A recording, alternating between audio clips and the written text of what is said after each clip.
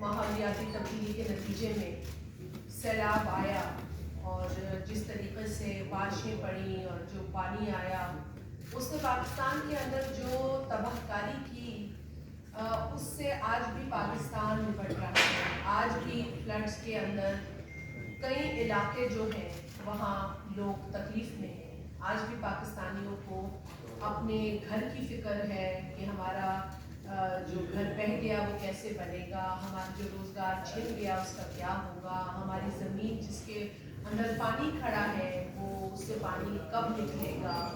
تو بہت سارے مسائل پاکستانی قوم کو فلڈز کے نتیجے میں آج بھی درپیش ہیں.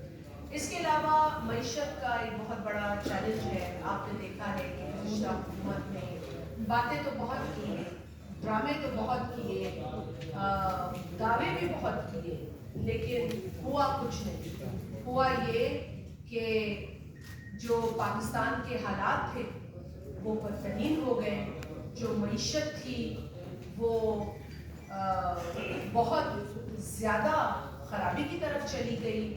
جو ہمارے قرضہ جات تھے اس میں تاریخی اضافہ ہو گیا. جو لوگوں کی زندگی کی روز کی تکلیف تھی وہ ڈبل ہو گئی, ٹرپل ہو گئی. تو پچھلی حکومت کے دعووں کی جو میں کہوں کہ دعوے اور وعدے تو پورے کرنا دور کی بات ہے, انہوں نے اس کا بالکل برعکس کام کیا اور برعکس جو ہے وہ بدترین حالات پیدا کرتی ہے پاکستان میں.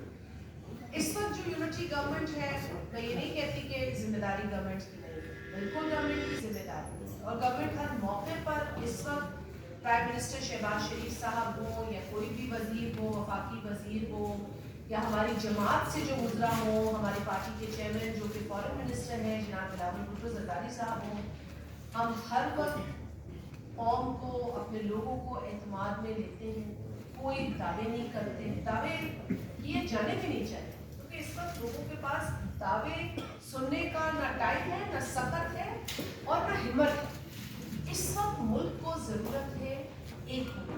اس وقت ملک کو ضرورت ہے سر جوڑ کر بیٹھ کر یہ طے کرنے کی کہ کس طریقے سے پاکستان کو ان معاشی مسائل سے نکالا جائے, کس طریقے سے پاکستان کے لوگوں کو ترقی دی جائے, کس طریقے سے پاکستان کے عوام کے معاشی حالات بہتر کیے جائیں اور ملک کس طریقے سے ترقی کرے گا. یہاں ملک کے جو ترقی ہے یا ملک کی جو پروگریس ہے اس کا پہیہ نہیں چل رہا جس طرح چلنا چاہیے. ہمیں بہت سارے چیلنجز کا سامنا ہے. سب سے بڑا چیلنج یہ فلڈز ہے اور فلڈز کے نتیجے میں ہونے والی تباہ کاری کی وجہ سے گورنمنٹ کو بہت سارا جو پیسہ ہے وہ متاثرین کے اوپر لگانا پڑا ہے. ایک پہلے ہی معاشی حالات پیچیدہ کر کے پچھلی حکومت چلی گئی, نمبر گیم میں الجھاتی رہی لوگوں کو اور کہتی رہی کہ جی انڈیکیٹرز تو بہت اچھے ہیں. میں اکثر سنا کرتی تھی یہ ان کے جو معاشی ماہرین بٹھائے ہوئے تھے کیبنٹ میں سنا کرتی تھی تو کہتے تھے انڈیکیٹرز تو بہت اچھے ہیں. ارے بھائی انڈیکیٹر یہ ہوتا ہے کہ غریب کے گھر کا چولہا کتنے وقت جلتا ہے اور اس چولہے کے اوپر روٹی کتنے وقت کی بنتی ہے اور کتنی بنتی ہے. میرے لیے تو یہ انڈیکیٹر ہے, یہی انڈیکیٹر ہونا چاہیے. چولہے میں گیس ہے کہ نہیں ہے, لوگوں کے پاس روز کھانے کے لیے کچھ پیسہ ہے, کوئی ذریعہ ہے کمانے کا کہ نہیں ہے, یہ ہوتے ہیں انڈیکیٹرز. اور ہمیں پتہ ہے کہ مشکل حالات ہیں, بہت تکلیف دہ حالات, اور جتنی بھی کوشش کی جائے وہ کم ہوگی حالات کو بہتر سے بہترین بنانے کی, لیکن کوشش تو کرنی ہے نا. ہم کسی پہ یہ ڈالنا نہیں چاہتے. عمران احمد نیازی تو 4 برس صرف یہی راگ الاپتا رہا کہ جی فلانے کا قصور ہے, پھر فلانے کا قصور ہے, پھر اس کو پکڑ لو, پھر اس کے گریبان پہ ہاتھ ڈال لو, پھر اس کو اس طرح سے جو ہے وہ نوچ لو. جو وہ باتیں کرتا, آپ اس شخص کی ایک تقریر سنیں یا اس کی 50 تقریریں سنیں, ایک ہی. آپ اس کا ایک بیان سنیں پڑھیں یا اس کے 100 بیان پڑھیں, اس کا بیان ایک ہی. اور پھر اس کے جو چمچے مشیر ہوتے ہیں وہ کہتے تھے جلا دو, ختم کر دو, तबाह कर दो, इसके अलावा कोई बात नहीं की उन्होंने। 4 बरस उन्होंने इसके अलावा कोई और राग नहीं आलापा। और जब इदारों ने सियासत से ला ताल्लुकी का ऐलान किया तो इमरान अहमद न्याजी पागल हो गए। आज इमरान अहमद न्याजी की ख्वाहिश ये है कि जिस तरीके से 2018 में उसको लिटरली उठाकर उस कुर्सी पे फाइज किया गया जो वजीर आजम की कुर्सी है और इक्तदार में लाया गया, इसी तरीके से उस जिद्दी शख्स को उठाकर इक्तदार में ले आए। और उसके बाद वो जिसको आज गाली दे रहा है ना, उसके कसीदे पढ़ेगा। ये अंदिया भी उसने दे दिया है। ये बयानात उसके बड़े, मैं कोई बात बना नहीं रही, उसके अपने बयानात हैं कि ऐसा करोगे तो सब भूल जाऊंगा। जो मेरे लोगों के साथ भी है, वो उसने मिसाल एक मिनिस्टर की दी, वो मिनिस्टर जिसके फार्म हाउस पे गरीब की लैंड घुस गई थी तो उसने गरीब के बच्चों को और माँ और बहनों को हवालत की हवा दिखाई थी, वो मिनिस्टर, और आईजीपी ट्रांसफर किया था। उसके भी बातें मैं भूल जाऊंगा अगर मेरे साथ जरा इक्तदार के मुझे मजे लौटा दो। तो ये शख्स बेसिकली इस वक्त अपना दिमागी तवाज़ुन खो बैठा है। और ये किस गिरफ्तारी की बात करता है? ये तो बहुत बड़ा डरपोक है। इसको तो दीवार फैलाते हम सबने देखा है, वो वीडियोस हम सबके सामने हैं जहां ये दुम दबाकर भाग रहा था दीवार फैलाकर। और गिरफ्तारी से मतलब ये कोई खुदा ना खास्ता कौन सी ऐसी मखलूक है? पाकिस्तान के अंदर साबिक सदर भी गिरफ्तार हुए, पाकिस्तान के अंदर साबिक वज़ीर आज़म भी गिरफ्तार हुए। ये कोई अनोखा लाडला है कि अगर कानूनी तकाज़े के मुताबिक इसकी गिरफ्तारी जायज है तो वो ना हो क्योंकि ये इमरान अहमद न्याजी है। ऐसा तो नहीं किसी के। देखिए article 5 of the constitution says everyone is equal before law. वो कानून जब हरकत में आता है तो वो ये नहीं देखता कि वो किसी जमात का सरबराह है या वजीर आजम है। हमारे साथ तो खैर अब बात बदलेगी नहीं है ये, क्योंकि जो रवैया इमरान अहमद न्याजी ने पिछले 4 बरस इक्तदार के नशे में अपने सियासी मुखालफीन के साथ अपनाया, वो ना सिर्फ हैरत अंगेज है, काबिल मजम्मत है, बल्कि निहायत अफसोसनाक कर रही है।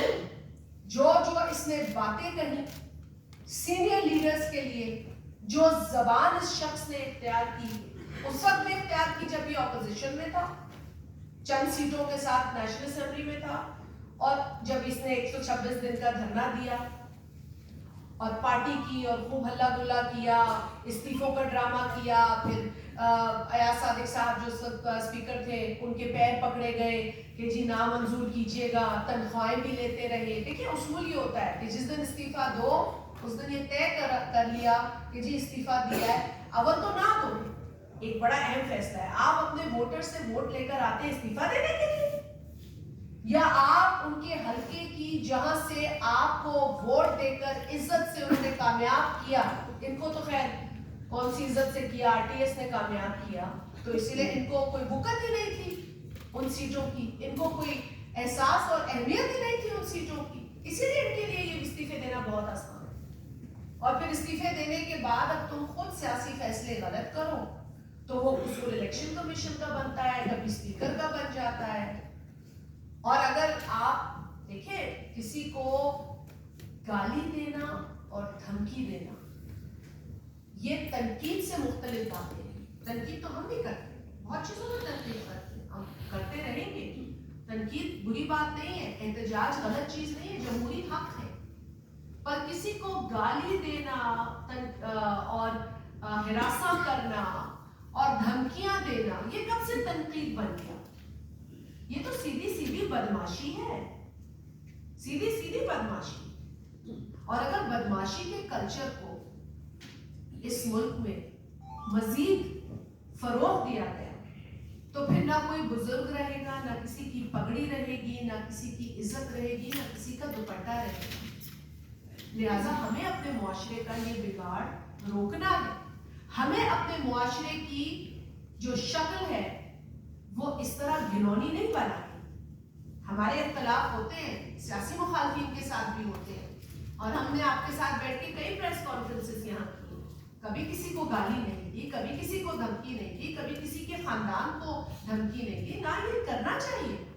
किसी के खानदान का कसूर नहीं है आप अगर सियासत में एक मौके पर बयान करते हैं, या आपका कोई सियासी अमल है, या किसी ऑफिशियल का ये कसूर नहीं है कि अगर उसके इदारे ने कोई फैसला लिया है अपनी दानिश और कानून के मुताबिक, तो हरगिज देखिए हम कभी नहीं चाहते कि कम से कम मैं पाकिस्तान पीपल्स पार्टी के लिए, और फैसल साहब भी बात करेंगे, हम आपको ये बड़ा क्लियरली कहते हैं कि जी हमने कभी भी नहीं कहा ना चाहा कि हम अपनी सियासी मुखालफिन को तकलीफ में देखें, बल्कि पाकिस्तान पीपल्स पार्टी के दौर में एक भी सियासी कैदी नहीं था। आप तो हमसे ज्यादा रिपोर्टिंग करते रहे हैं, आप लोगों को तो तजुर्बा है, आप लोगों को तो इन चीजों की नॉलेज है कि एक भी सियासी कैदी नहीं था। किसी मुखालिफ को नहीं हमने पाबंद सलासिल किया, डिटेन किया, बल्कि हमें तो ये तनकीद मिलती है कि आप तो बहुत सॉफ्ट रहे और आपने तो किसी के साथ बुरा सलूक नहीं किया। आसिफ अली जरदारी साहब ने हमेशा मुफाहमत की बात की, और आज भी करते हैं कि जी मुल्क के लिए मिलके काम करें। ये गाली धमकी इससे मुल्क नहीं चलता। अब हमारे पास अब वो सकत नहीं है, ना मुआशी तौर पे, ना समाजी तौर पे, ना सियासी तौर पे। तो लिहाजा इस धमकी के कल्चर को, इस गाली के कल्चर को हमें रोकना होगा, हमें इसकी मजम्मत करनी होगी।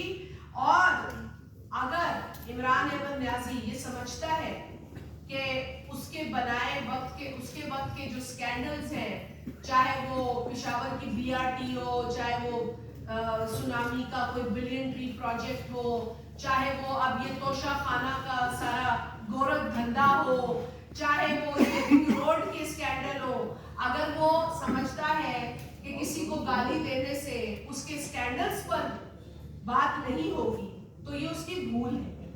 देखिए जिसका जो किरदार है, और अगर उसमें कोई खामी और कमी है उसके अमल, उसके एक्शन में, और कानूनी तौर पर उस पर ये चीज जो है साबित होती है, तो वो अपनी सजा से बरी नहीं हो सकता।